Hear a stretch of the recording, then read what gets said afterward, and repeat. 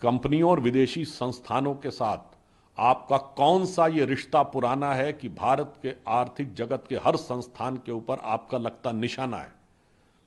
और मैं स्पष्ट करना चाहता हूं, आज तक कांग्रेस और इन्होंने कभी किसी विदेशी कंपनी के खिलाफ कोई बयान और आंदोलन नहीं किया। हम जब विपक्ष में थे तो स्वदेशी आंदोलन हम करते थे, और जब हम सत्ता में आए तो मोदी जी की सरकार ने मेक इन इंडिया किया, अर्थात हम भारत की अपनी आर्थिक आत्मनिर्भरता को मजबूत करने के लिए प्रतिबद्ध हैं, और ये भारत के अंदर आर्थिक अराजकता लगाने के षड्यंत्र में लगे हुए हैं। जब जब भारत में संसद का सत्र चलता है तब तब विदेश में कोई ना कोई रिपोर्ट छपती है। बीबीसी की डॉक्यूमेंट्री संसद सत्र शुरू होने से ठीक पहले आई थी। जनवरी में हिंडनबर्ग की रिपोर्ट बजट सत्र शुरू होने से ठीक पहले आई थी। और आज बरबस विपक्ष ने जब संसद सत्र का विषय उठाया तो ये और साफ हो गया कि इसका मतलब ये संदेह बहुत गहरा हो जाता है कि सीमा पार से विपक्ष के कुछ ऐसे तार जुड़े हुए हैं कि भारत के हर संसद सत्र के दौरान एक अव्यवस्था का वातावरण उत्पन्न किया जाए। हिंडनबर्ग के द्वारा इस प्रकार का वक्तव्य, और उस समय जब लगभग नियमानुसार तो संसद का सत्र चलता होना चाहिए था, और उसके ऊपर विपक्ष ने जिस प्रकार से 7 समंदर पार से उठे उस सुर में ताल मिलाने का काम किया है, ये अपने आप में पहली घटना नहीं है। विगत कई वर्षों से आपने देखा जब जब भारत का संसद का सत्र शुरू होता है, एक मिनट इसको वो कर दीजिए, भारत की जांच एजेंसियों में से जांच का सामना कर रही एक कंपनी हिंडनबर्ग के द्वारा 7 समंदर पार से एक सुर उठाया जाता है और सारा विपक्ष उसमें ताल मिलाने लगता है, और उससे भी अधिक गंभीर बात यह है कि वो संसद सत्र के साथ उसका संबंध जोड़ देते हैं। मैं पूछना चाहता हूं विपक्ष से कि इसका अर्थ यह हुआ कि को ये पता था कि संसद सत्र के दौरान ही वो रिपोर्ट आनी थी, और ये मैं इसलिए देश के प्रबुद्ध लोगों से कहना चाहता हूं, विगत कई वर्षों से जब जब भारत में संसद का सत्र चलता है तब तब विदेश में कोई ना कोई रिपोर्ट छपती है।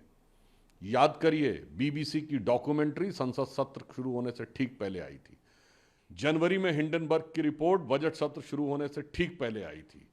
कभी रिलीजियस फ्रीडम की रिपोर्ट आती है, कभी किसानों को लेकर कमेंट आता है विदेश से, तो कभी ग्रेटा थनबर्ग का स्टेटमेंट। ये सारे सीक्वेंस जाके देख लीजिएगा, संसद सत्र के दौरान ही आते हैं। और आज बरबस विपक्ष ने जब संसद सत्र का विषय उठाया तो ये और साफ हो गया कि इसका मतलब ये संदेह बहुत गहरा हो जाता है कि सीमा पार से विपक्ष के कुछ ऐसे तार जुड़े हुए हैं कि भारत के हर संसद सत्र के दौरान एक अव्यवस्था का वातावरण उत्पन्न किया जाए। और यह बात हम गंभीरता से कह रहे हैं कि विपक्षी दल भारत में अस्थिरता और अराजकता उत्पन्न करना चाहते हैं, क्योंकि अभी हाल ही में संपन्न चुनाव भारत के इतिहास के इकलौते चुनाव थे जब 7 समंदर पार से बैठे हुए किसी धन कुबेर ने कहा, जॉर्ज सोरोस ने, कि मैंने $1 बिलियन रखे हुए हैं भारत में मोदी जी की सरकार को हटाने के लिए। कोई एक घटना होती तो किसी देश का बयान आ जाता है, तो कभी कोई रिपोर्ट आ जाती है। तो हमारी समझ में ये नहीं आता है कि ये सारी बातें, और फिर वो विदेश में जाकर ही राहुल गांधी जी अनेक प्रकार की चीजों की अपेक्षा करते हैं। कांग्रेस और विपक्ष के नेता जाके विपक्ष से अपेक्षा करते हैं कि भारत में हस्तक्षेप किया जाए। और मैं पुनः गंभीरता के साथ कहना चाहता हूं कि भारत के अंदर ये आर्थिक अराजकता उत्पन्न करना चाहते हैं भ्रम के द्वारा, चाहे विषय भारत सरकार की कंपनी का हो या कोई निजी कंपनी का हो। ये वही लोग हैं जिन्होंने 1 साल पहले कहा था LIC डूब गया, इन्होंने कहा था SBI डूब गया, इन्होंने कहा था HAL हिंदुस्तान एरोनॉटिक्स डूब गया।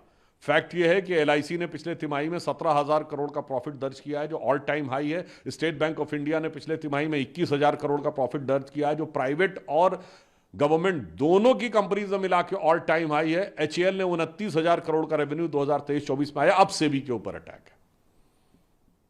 मैं पूछना चाहता हूं कि आप ये कर क्या काम करना चाहते हैं? और मैं जिम्मेदारी के साथ कहता हूं, सिर्फ फैक्ट सामने रख रहा हूं। हमेशा कांग्रेस विदेशी कंपनियों के साथ क्यों खड़ी रहती है? आज से नहीं, 30-40 साल पहले से। यह बताइए, 1984 में यूनियन कार्बाइड के एंडरसन को इन्होंने हवाई जहाज में बैठ के भगाया था। यूनियन कार्बाइड के साथ कौन खड़ा था? कांग्रेस। बोफोर्स के साथ कौन खड़ा था 1987-88 में? कांग्रेस। अगस्ता वेस्टलैंड के साथ कौन खड़ा था? कांग्रेस। चेक पिस्टल्स वाली कंपनियों के साथ कौन खड़ा हुआ था? कांग्रेस। और बीबीसी के साथ कांग्रेस, हिंडनबर्ग के साथ कांग्रेस। और मैं फिर भी कहूंगा राहुल गांधी जी एक ब्रिटिश कंपनी में काम भी कर चुके हैं जिसका नाम था बैकऑप्स। तो आज हम विपक्ष से पूछना चाहते हैं कि विदेश की संस्थाओं और विदेश में छपने वाली चीजों में, और आपको ध्यान हो केजरीवाल जी ये भी बोल चुके हैं कितना मुश्किल होता है न्यूयॉर्क टाइम्स में छपवाना, ये वर्ड है उनका ऑन रिकॉर्ड।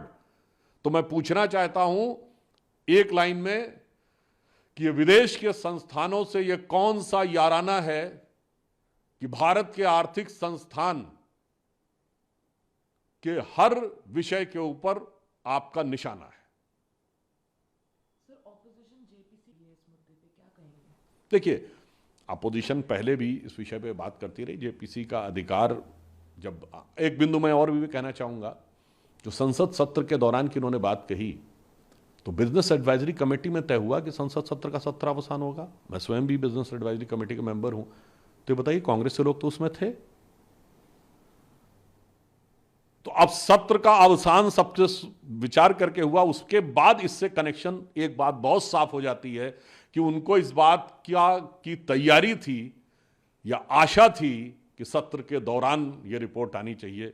शायद वो लोग किसी कारणवश चूक गए होंगे। एक आखिरी सवाल सर, ऑपोजिशन कि सेंटर को पता था ये रिपोर्ट आने वाली है, इसीलिए सत्र जल्दी खत्म कर दिया गया। नहीं, मैंने तो आपको बता दिया, ये आज नहीं, पिछले 4-5 सालों में बीबीसी की डॉक्यूमेंट्री, 2023 में हिंडनबर्ग की रिपोर्ट, चाहे रिलीजियस फ्रीडम की रिपोर्ट हो, ग्रेटा थनबर्ग का बयान हो, किसानों के ऊपर बयान हो, ये सब के सब संसद सत्र के दौरान आए। तो मैं पुनः कहना चाहता हूं कि विदेशी कंपनियों से कांग्रेस का रिश्ता पुराना है, इसलिए भारत के हर आर्थिक संस्थान पर लगाना निशाना है, और इसके द्वारा किसको फायदा पहुंचाना है, यह भारत की प्रबुद्ध जनता को निश्चित रूप से समझ में आना है। कंपनियों और विदेशी संस्थानों के साथ आपका कौन सा यह रिश्ता पुराना है कि भारत के आर्थिक जगत के हर संस्थान के ऊपर आपका लगता निशाना है।